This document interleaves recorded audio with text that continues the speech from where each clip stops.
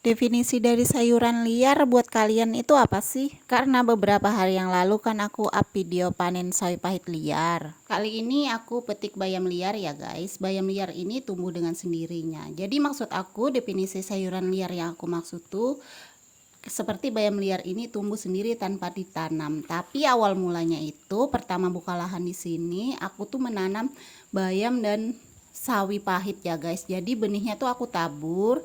Nah kan manennya tuh nggak habis ya guys, pasti ada sisa-sisa. Jadi benih-benih yang sisa itu akan numbuh lagi dengan sendirinya. Itulah yang aku maksud, yang aku petik waktu itu sawi pahit liar. Jadi beda ya, kayak sayuran hutan seperti sayuran rebung atau berbagai kayak pakis gitu. Itu kan sayuran yang lebih familiarnya sayuran liar ya guys. Ibaratnya tuh dimanapun kita bisa temukan itu. Tapi kayak bayam dan sawi pahit liar tuh sangat jarang ya. Jadi mungkin itulah teman-teman kayak nggak meyakini itu kalau sawi pahit gitu. Banyak yang bilang itu bukan sawi pahit, itu sayur inilah itulah. Bukan ya guys, itu tuh sawi pahit sama seperti yang aku petik ini. Bahkan ada yang bilang juga belum pernah makan sawi pahit.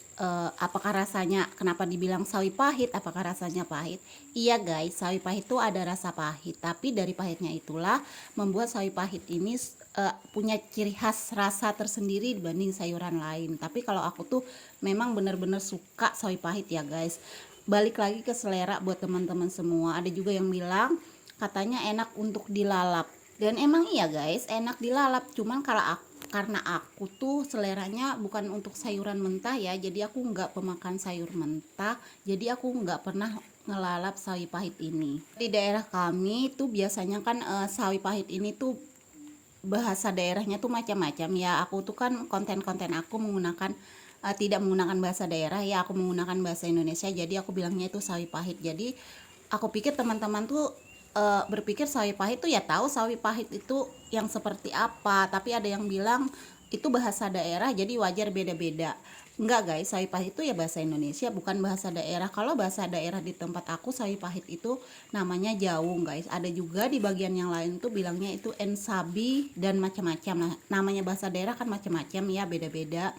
Dan aku nggak pernah pakai bahasa daerah, aku biasanya tuh pakai bahasa Indonesia supaya teman-teman itu semua pada mengerti. Ada juga yang bilangnya sawi padi ya, karena memang biasanya di zaman dulu, masih di zaman orang tua itu, buka lahan untuk menanam padi pasti menabur benih sawi ini guys. Dan ini tuh sangat familiar di tempat kami, yaitu sawi pahit.